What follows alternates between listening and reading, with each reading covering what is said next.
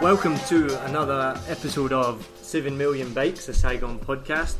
My name is Neil Mackay, I'm your host, and today I have Greg Lee with me. Greg is a freelance football journalist from London. He moved to Saigon in January, and he is a digital nomad. He's, like many people, planned to stay for a short time, and then really enjoyed Saigon, so decided he didn't want to go anywhere else. So he's going to be staying here for the foreseeable future, and we're going to talk to Greg about why he came to Saigon, what he does here, and what's life like in Saigon for him. So thanks for joining me today, Greg. No problem, thanks for having me. So where are you from in the UK? London.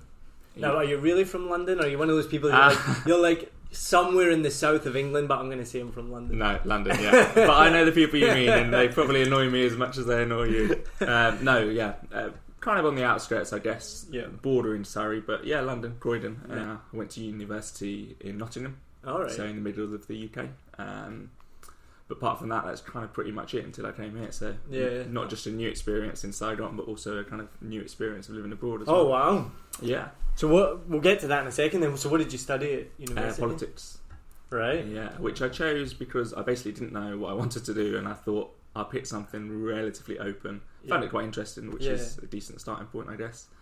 Kind of didn't have any idea at all beforehand, or even afterwards, to be honest, what I wanted to do. So I thought at least I'm not kind of that too far down one path by following like a vocational thing and then regretting it later. So it was good fun, and then kind of didn't do anything to do with politics. So you did your degree in politics, and then how did you get into football journalism? It seems like the dream job for most football fans. Yeah, it's really lucky, and it's one of those things where obviously there's the stresses that come with every job, but you kind of do have to remind yourself it is still a great gig to have. I started doing it after uni, partly because I didn't know what I wanted to do, so I had a lot of free time, started writing articles as a hobby, and kind of gradually just got right place, right time. I think got some freelance work. And I think once one publication had kind of agreed to pay me for something, I kind of thought, I can kind of not work for free anymore. I got very fortunate in some ways because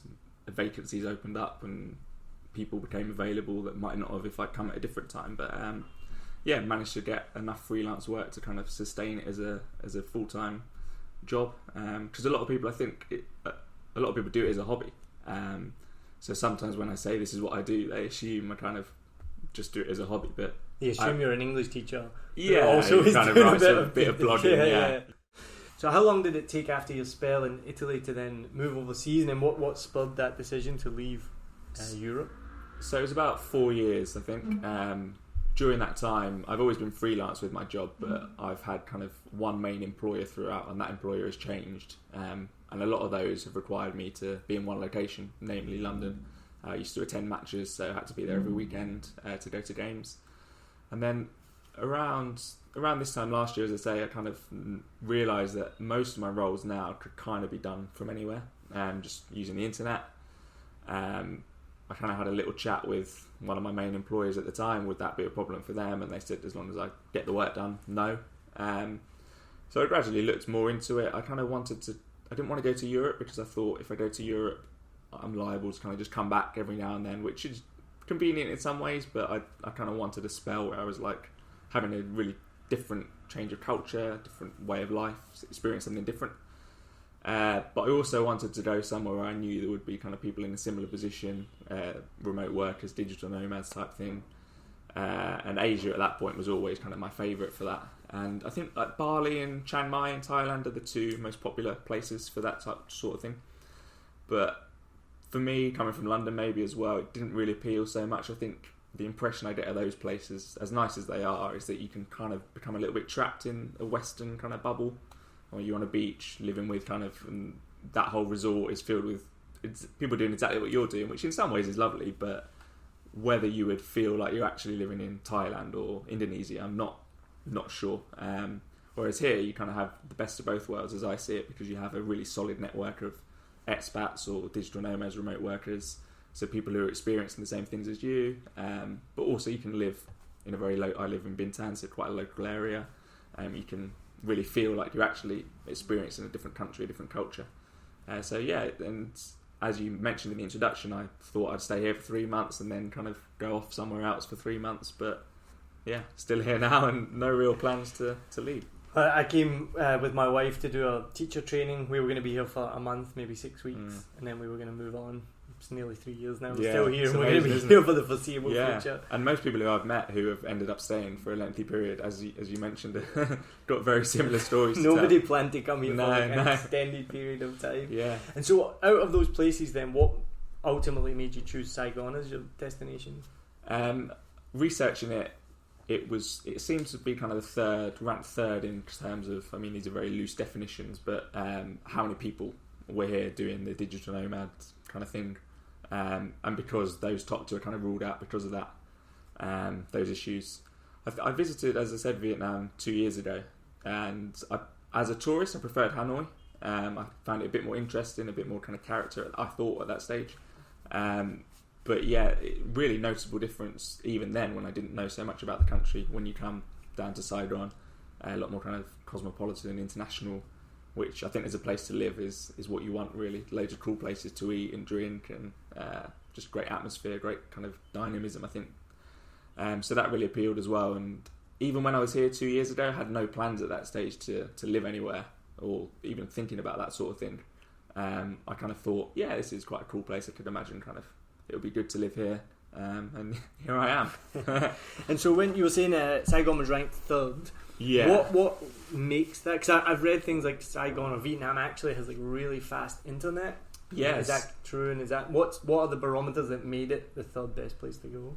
There's a really interesting website which I think has slightly different rankings called Nomad list. So it takes into account loads of different factors, internet speed being one of them, kind of entertainment options, weather, cost of living, all these kind of things, and generates this kind of overall score. And it kind of does tick a lot of boxes, I think. It's still affordable compared to a lot of places. I was in Japan in April, and great place, but unfortunately can't afford to live somewhere like that. So that helps. Yeah, internet speed is good, and also how widespread the internet is, I guess. So there's lots of cafes and coffee shops and stuff where you can get it. There's a lot of co-working spaces here. So I worked at one which is moving location at the moment, so it's temporarily closed, but really good kind of community to it. They had daily lunches, activities, social stuff every week. So I kind of wanted something like that as well, where I could. So you feel like you're kind of working with, you're not isolated. Just exactly. On your own. Yeah, because recently, as I say, they're moving locations, so it's been closed, and I've been trying out different ones with my group of friends that I made at this previous one, and a lot of them are great places to work. Like they have all the great views and great kind of really fast Wi-Fi, but it's kind of very much an individual pursuit of people just kind of getting their work done, which is understandable, obviously. But I think one thing that maybe Chiang Mai and Bali, their locations, do maybe encourage a bit more is that community feel. It does have, I've been to both places, but not for work. And I think they do have that kind of more relaxed vibe. City this size probably can never have. So I think it probably is a bit easier to kind of make those connections. But as I say, best of both here, because managed to find a place where you can do that, but also have all the stuff that a big city like this has to offer, which say, yeah, ideal mix, really. And so I just read your article, which was in The Guardian just a couple of days ago, about being a digital nomad. And the numbers are crazy, right? Like, how many digital nomads are there now in the world? Well, it's really hard to define. There's no official figure because by its nature, people moving around a lot. It's very hard to track. I know the United States have done kind of some research into people who work remotely, and I can't remember the exact figures now, which is showing me up here. But yeah, it's in the millions of people who now work remotely within the US. So that doesn't necessarily mean a digital nomad. That means you maybe work from home or you work in kind of but it's a complete shared office space. Culture change, right? For like our generation, absolutely. Our parents' generation, and before that, you go somewhere to work and you sit down at your desk, and I mean, even my job, so I manage a charity. A lot of my work I can do from home. I do work from home sometimes. I don't need to be in the office from 8:30 to 5:30. Like, the concept of that now is becoming old-fashioned. Definitely, right? It does seem like a strange kind of, when you separate yourself from it and kind of just objectively, I guess, if you can try and look down on that kind of working culture. I think that obviously some jobs will always need that, but obviously, increasingly, if your job is done on the internet and can be done from anywhere, and if you can kind of prove that it's not affecting your kind of ability to deliver or the quality of the work or whatever, then I think it will increasingly become a thing. I mean, there's a guy, my friend of mine in Saigon, he's from France, and he's only 20 or 21, and he basically quit his studies. I mentioned him in the article actually. In France, he kind of wasn't. He's a very smart guy. I think he was studying maths, but he didn't find the way of teaching and the way of kind of studying there suited him. So he's come out here and he's kind of building his own online maths course and stuff like that. So it's not just, there's a lot of entrepreneurial people who are doing it as well. It's not only people who have the fixed job and then take it remote. Some people work the other way around. They decide, I want to go remote. What can I do? What jobs can I do to kind of be able to live that lifestyle? And it's so easy to work even as a team now with communication. So I mean, I'll be working on a project with my colleague and I'm sitting at home and we're just continually communicating. We can be working on the same document with like Google Drive and things like that. And so, and in terms of the environment as well, which now lately, you know, the environment finally, it's been building, but now it's really getting to a critical mass of politicians, and the world is really now starting to say, like, we need to declare an emergency the planet's done. And so you think about in terms of transport and emissions that everyone spends to get to an office that they don't need to be at. Yeah, like that's another thing that could be definitely. Yeah, there's a lot of factors. Yeah, I think it is.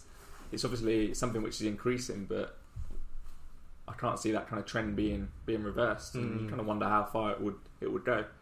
Even like you say, you could still be living in the same place you live, but working from home or working in different locations. Just that ability, I think, to be able to do it from anywhere is increasingly becoming a thing that is viable for a lot of people.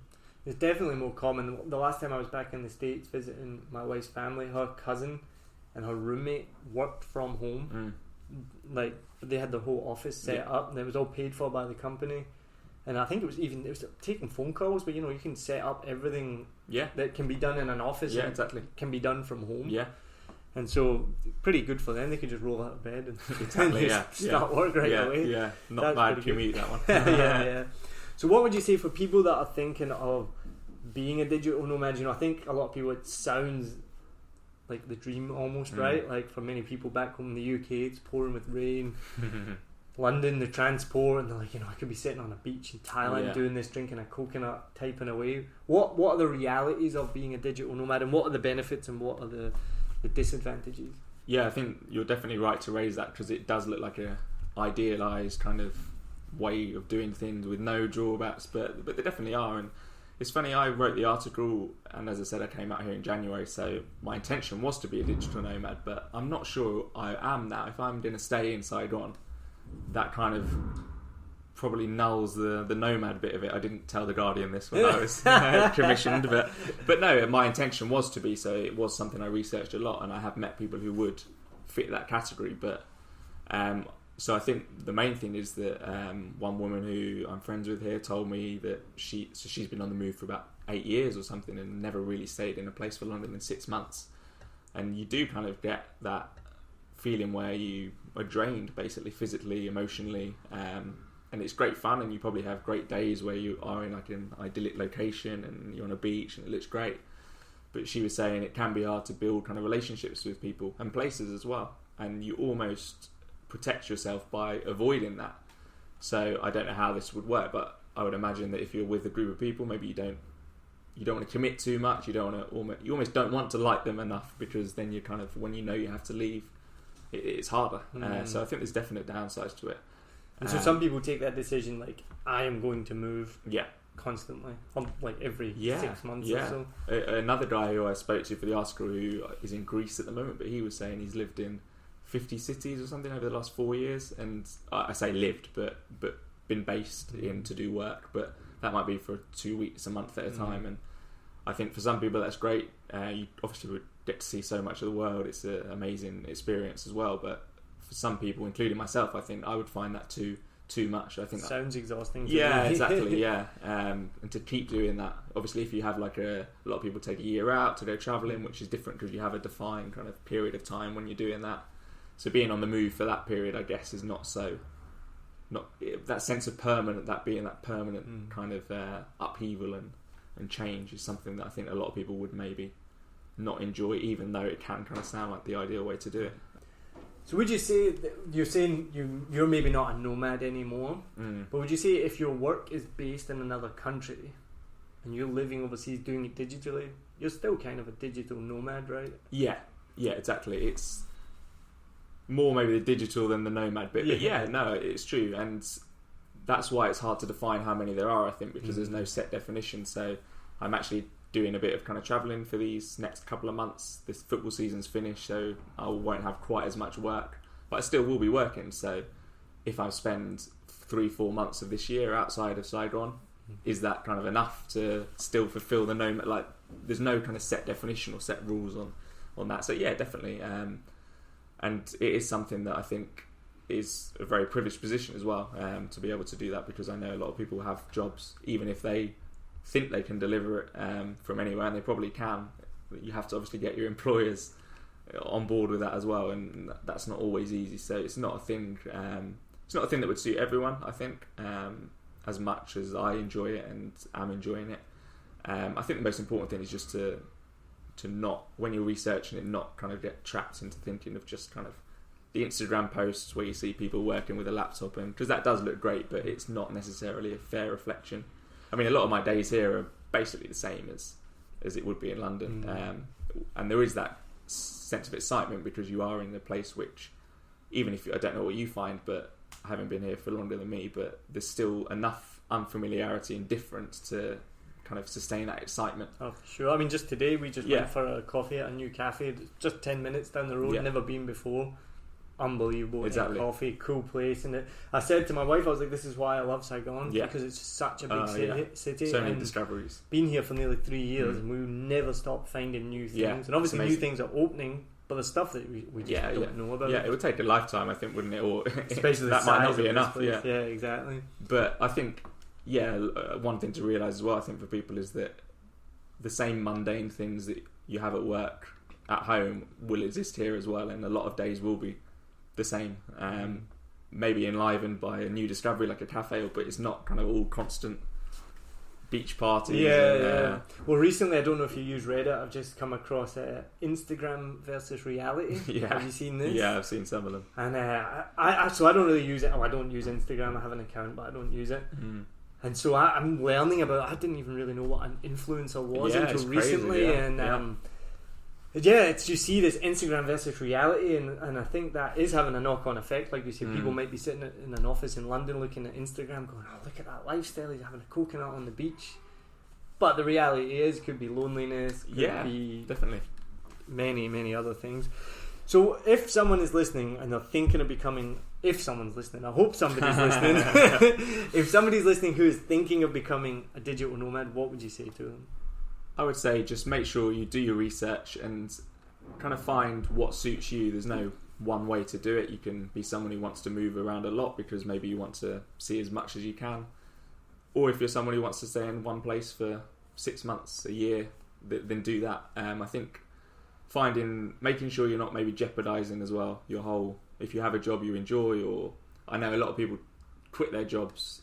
Well, I don't know them, but I've seen lots of online stuff where they quit their jobs thinking it's going to be easy to pick up kind of remote work online.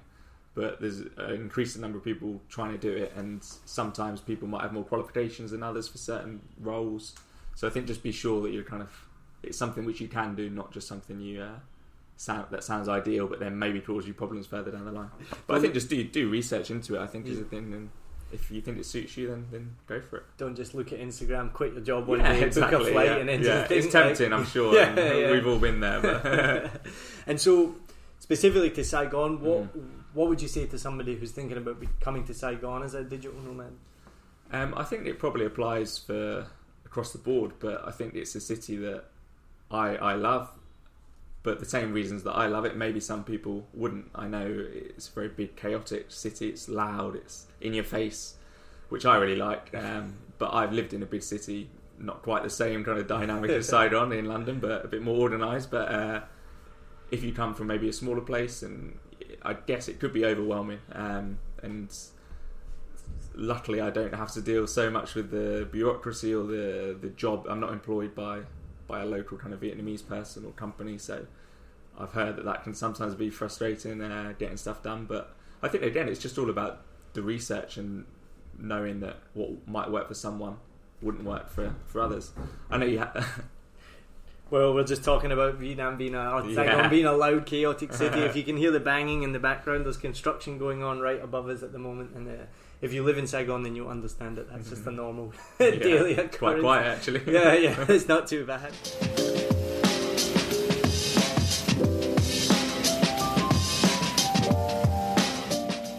We'll finish off with the same questions that I ask everybody that comes on to 7 Million Podcasts. We're going to ask you about Saigon, get some of your tips and what you like here. So first of all, what are your top 3 Vietnamese foods? It's a tough question, this one, because there's a lot. I do really like Vietnamese food. I like to try. I'm probably the unpickiest eater I've ever met, so I like to try new things. Now that is strange for an Englishman. Yeah. Because I've got a colleague who's English and going out. I've only been out for a couple of times, but it's like, is there chilies in that? What's in that? What does it taste like? And he's like, like many English people, my mum is eater. My mum is probably would give him a run for his money, I'm sure. So I think I would go for probably murdering the pronunciation here, but bun thịt nướng, the grilled pork. Now that is funny because I don't know the correct pronunciation, but you might be murdering it because I learned recently. If you say what you said, you're saying Holney meat noodles. Okay. So, nung is Holney. Grilled is nung. Maybe that's what I meant. Have you not tried it? So apparently someone told a friend recently that it's the most common mistake that expats make. And she overhears expats asking for bun thịt nướng, which is Holney meat noodles, instead of bun thịt nướng. So you got to smile and then nướng.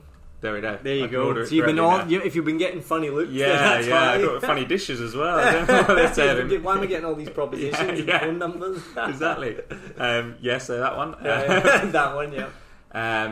Ban Can Kua, if I've said that one correct. It's the I really like the thick noodles. So udon noodles in Japanese food, and that's the thick noodles. Crab soup, quite thick, everything really. Big fan. And I eat probably bread or bread-based things far too much. So I'm very partial to a banh bao, the pork kind of steam bun. Big fan. Yeah, they're pretty good. All right, and moving on. What is your favourite bar and your favourite beer? I'm a big craft beer fan. Yeah. And I'm spoiled in this city with craft beer. So what would be your favourite bar and your favourite beer? That was, just to say, that was one of my biggest pleasant surprises, actually. I wasn't expecting so many kind of craft beer places. I don't know. Was that the same when you first arrived? Well, no, it's interesting. I first came to Vietnam on a holiday before we moved here, and it came up in my memories recently. And we went to Pasteur Street Brewing. And my post at the time was it was the only craft beer bar in Saigon 4 years ago. It was the first and only one. And now I think there's about 12. Yeah. And you also get in bars that serve those breweries beer as well, so you can get it a lot, very widespread now. It's been crazy to watch the growth, because as I said, I lived in Wellington in New Zealand before there, and that's known as like the craft beer capital of the Pacific, and the craft beer there is just spoiled. I lived in the city, and we had about 10 craft breweries just within walking distance of our apartment. And then we came here, and obviously we started drinking Ba Ba Ba and Tiger and LaRue, because it's cheap, but then you get over it pretty quickly. And so Pasteur was there, and then just everything just opened so fast, and then it was just crazy. It's just spoiled for choice now. It's amazing. Well, sticking with Pasteur, that's probably I'm into my dark beers at the moment. So I had a coffee porter from Pasteur Street recently, and that's jumped right up to number 1 in my list. Yeah, really good. And my favourite bar is just around the corner from where I'm living, which is maybe part of the reason why I've chosen it, but a great bar as well.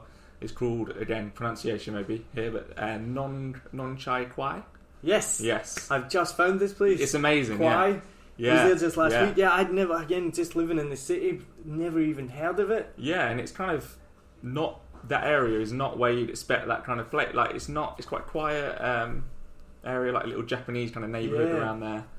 But yeah, it's like a ruin bar, isn't it? The Hungarian little dive bar, right? Yeah, and then, it's great. So many beers. They got beers from Hanoi. Yeah, incredible menu. Yeah, it must be almost 100 beers in total, I think. Yeah. So if anyone's listening, you live in Saigon, look up Khoi, Khoai. Yeah.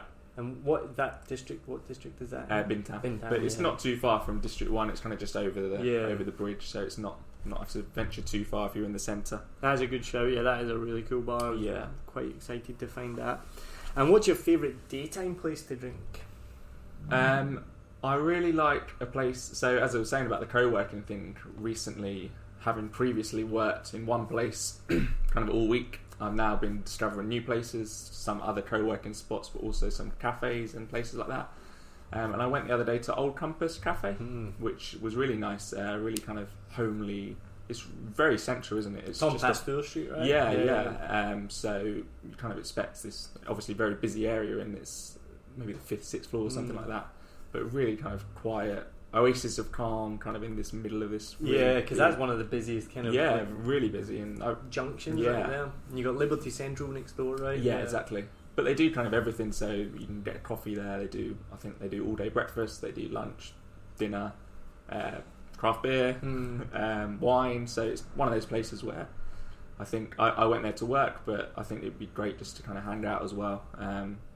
Not very busy in the daytime, but kind of enough of an atmosphere to stop yourself going crazy. So yeah, I really like that. I think I need to go back there. I've been there before, but a long time ago. I need to go check it out. And so obviously you've made the decision that you're going to stay here for the foreseeable future. Why do you stay? I think part of it is to do. Some of it is to do with Saigon itself. Some of it is to do with other factors. So I've made some good friends here. I think any place after 3 months isn't kind of enough time where you feel like you're getting to know it, but I felt it's too soon to kind of leave. There's still so much more, as you were saying yourself, to discover. But I think Saigon just, for me, ticked so many boxes. I think it's at a really interesting stage of its development right now. You are seeing these increasingly craft beer places and burger joints and all these kind of new things popping up. But there's also very traditional areas that still retain that sense of...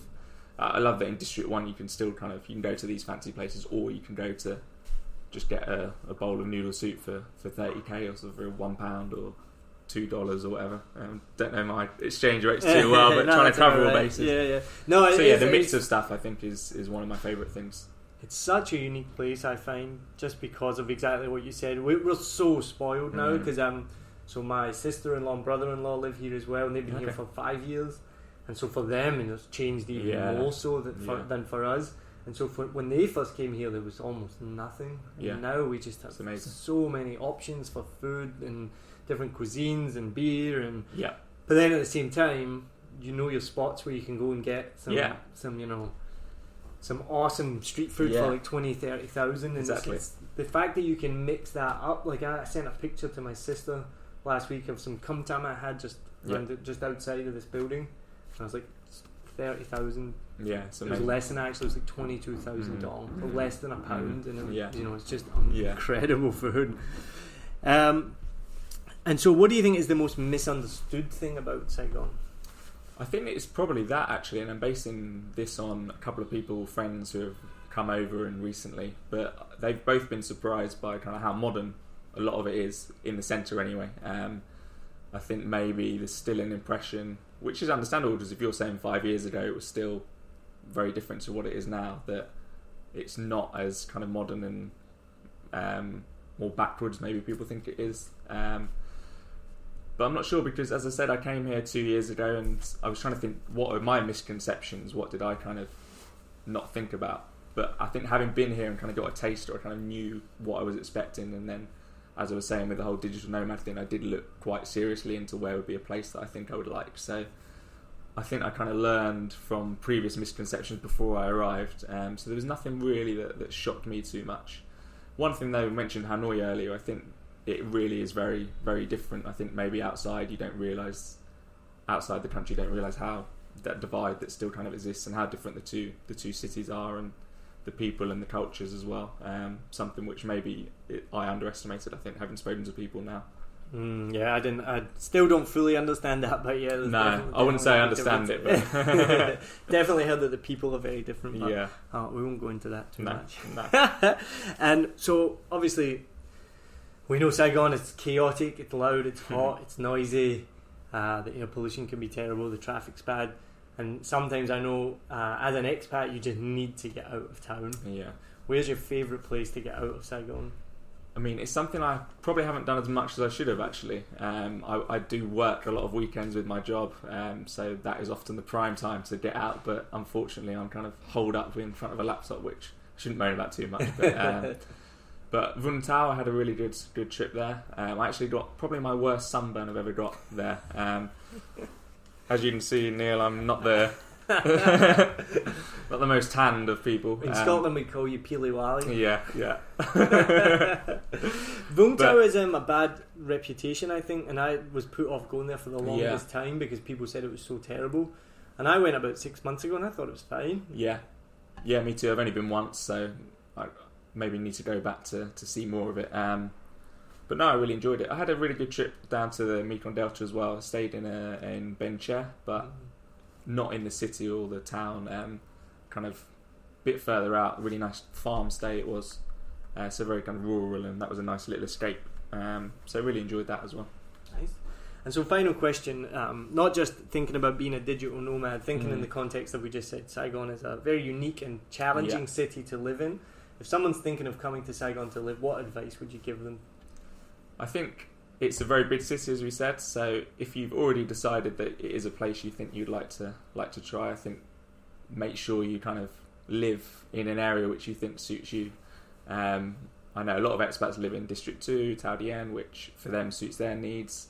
For me, I do like where I live now, a bit more local, but I can see why a lot of people, maybe if you're someone who needs a bit more kind of comfort, and if you're at a different stage of life, or for whatever reason, I think there's so much variety, isn't there, within the city, that I think choosing the right place to base yourself, and maybe not, if you do come, not ruling out the whole city if you don't like the first place maybe that you're living in. That's good. Try a different area. Yeah, it's interesting. That is good advice, thinking about where to live, because when we first decided to stay here, we lived in District 4 because we liked it, because it was like really local. It's one of the poorest districts in, I think it is the poorest district in Saigon. Okay. But it's so close to District 1, it's close to District 7, and you know, but it doesn't have many like expat places to go, which is fine. We wanted like a local experience. But then I remember we were at a party and we were talking to an expat from New Zealand. He said, "Oh, where do you live?" And we were like, District 4, and he's like, "Ugh, why do you live in District 4?" We're like, "Oh, well, we wanted to like live in Vietnam." Yeah. And he lived in District 7. He's like, "I don't want to live in Vietnam."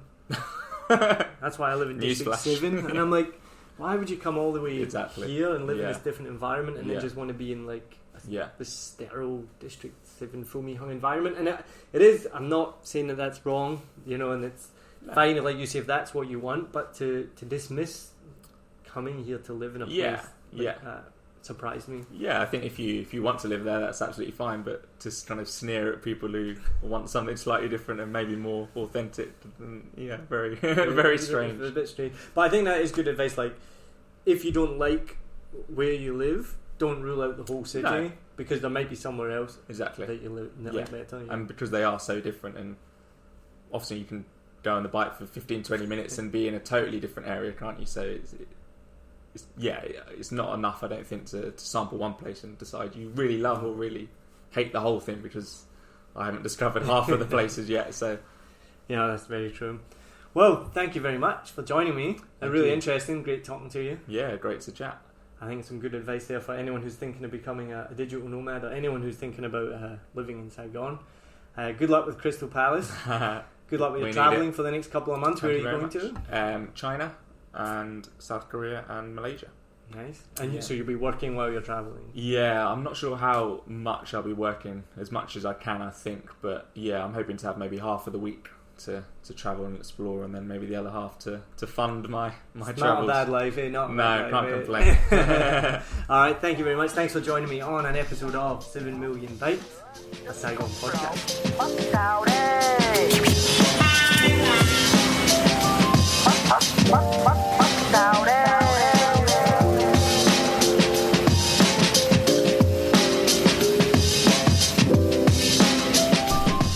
Thanks for listening to another episode of 7 Million Bikes, a Saigon podcast. Thank you very much to Lewis Wright for composing our theme tune and helping with editing.